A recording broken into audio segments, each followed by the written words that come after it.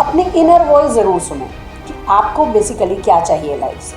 आपका अपना चॉइस, आपका अपना टाइम, जिसे एक जनरेशन गैप भी कहते हैं, उसको प्लीज़ ध्यान में रखें। आने वाले टाइम में जो करंट सिचुएशन चल रही है उसमें क्या क्या न्यू अपॉर्चुनिटीज़, न्यू ऑप्शंस आ रहे हैं करियर के, तो उनके बारे में भी बात करें, उनके बारे में भी एक्सप्लोर करें।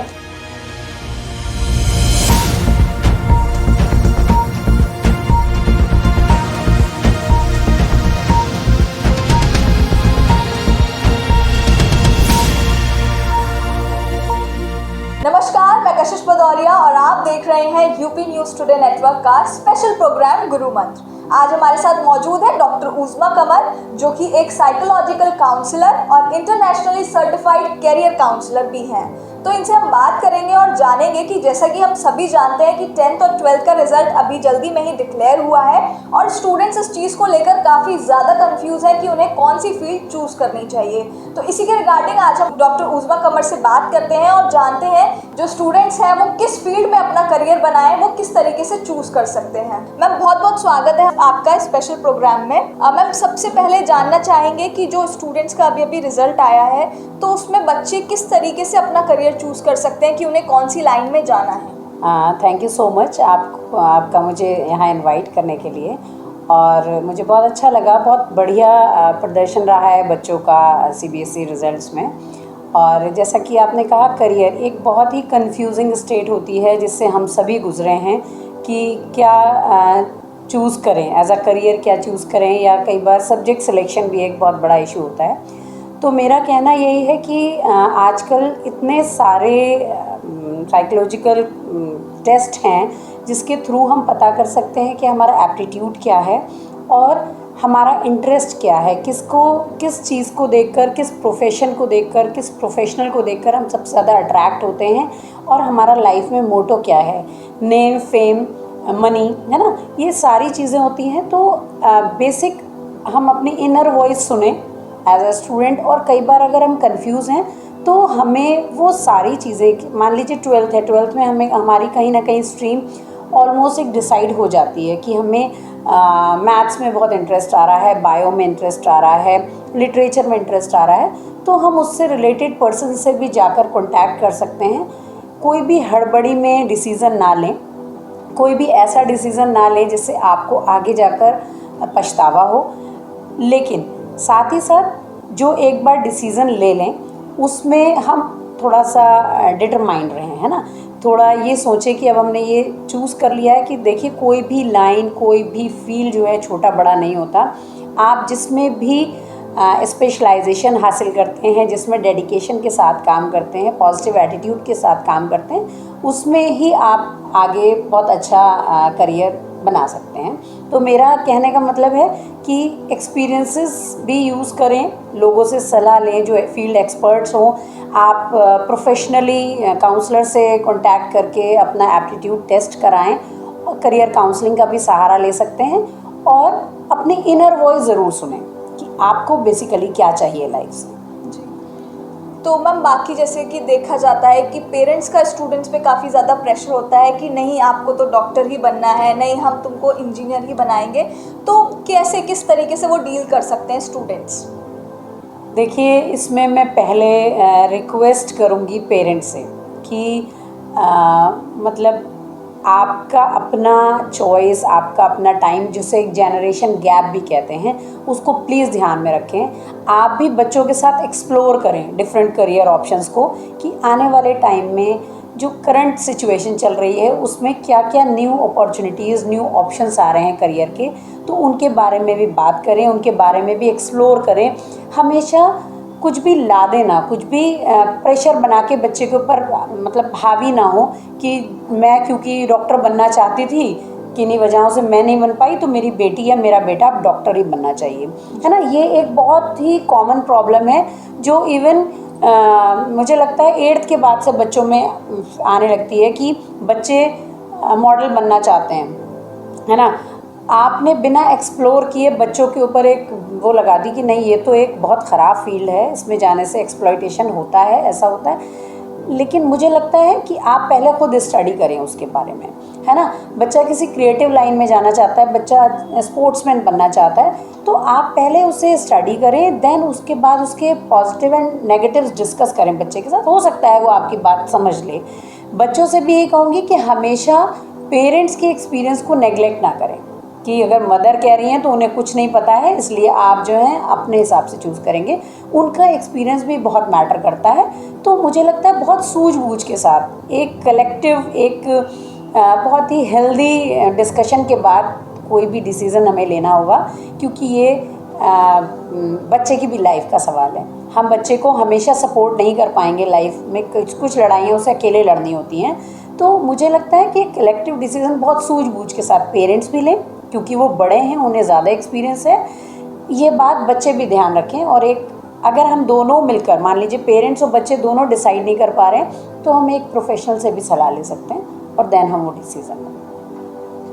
मैम जानना चाहेंगे कि जो पीयर प्रेशर होता है जो स्टूडेंट्स फेस करते हैं मोस्टली, तो उस पर वो उस चीज़ से कैसे डील कर सकते हैं और किस तरीके से उनको इफ़ेक्ट करता है उनकी लाइफ को?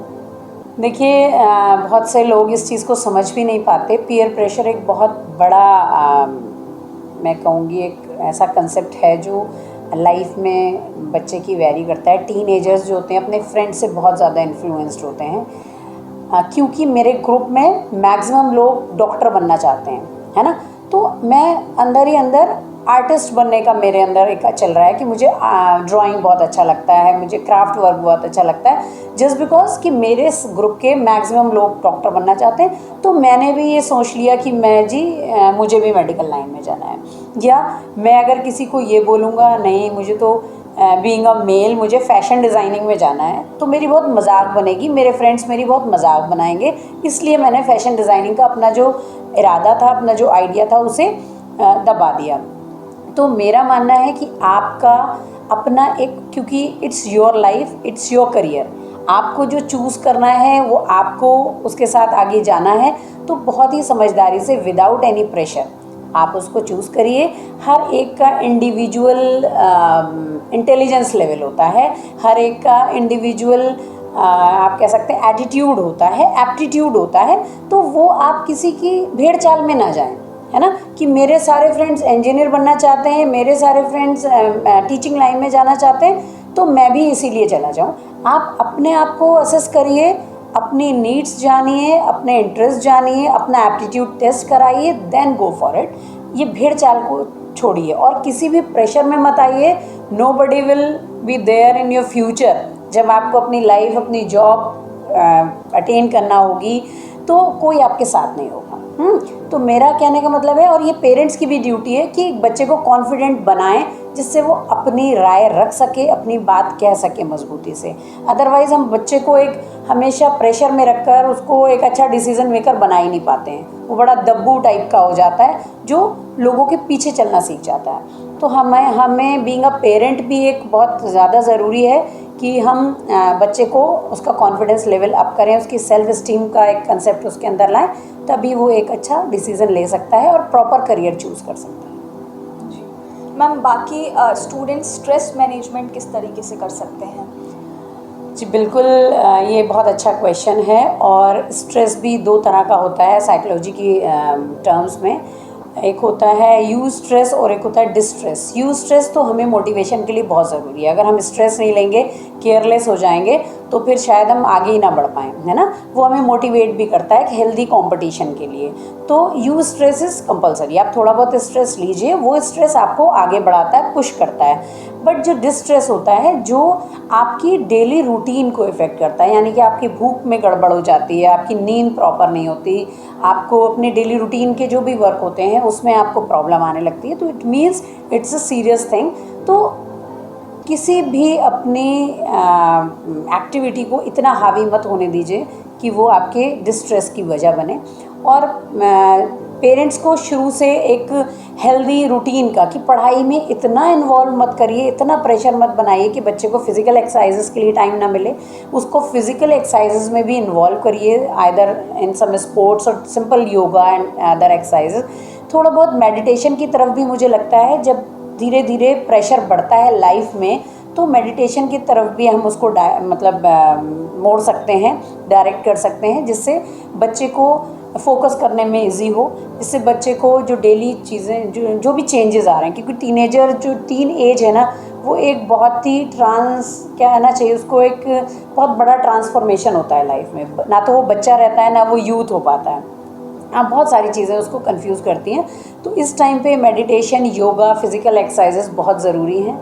और पेरेंट्स को बहुत ज़रूरी है कि वो अपने बच्चे को थोड़ा टाइम दें, उससे उसके रूटीन के, उसके फ्रेंड्स के, उसके लाइफस्टाइल, उसकी चॉइसेस के बारे में, उसके इंटरेस्ट के, उसकी हॉबीज़ के बारे में डिस्कस करें।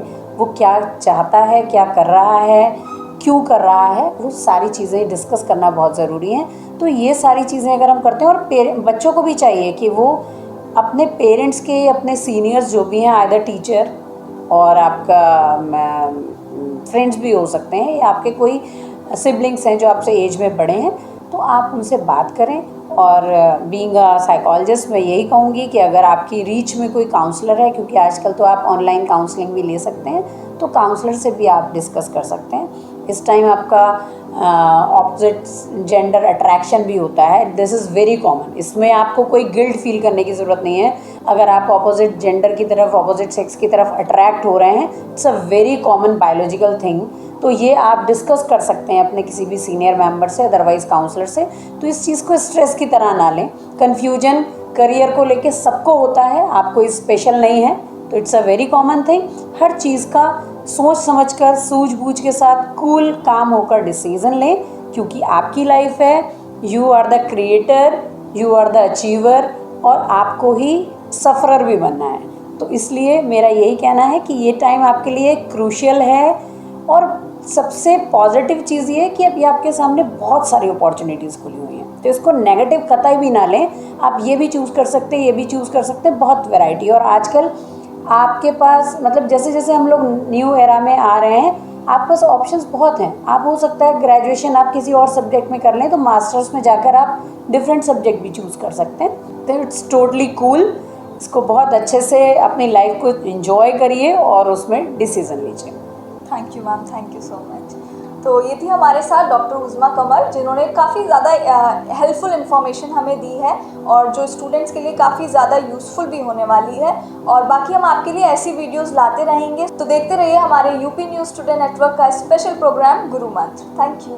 ऐसी ही इन्फॉर्मेटिव वीडियोस के लिए देखते रहिए न्यूज़ टुडे नेटवर्क, और हमारे चैनल को लाइक, शेयर, सब्सक्राइब करना ना भूलें।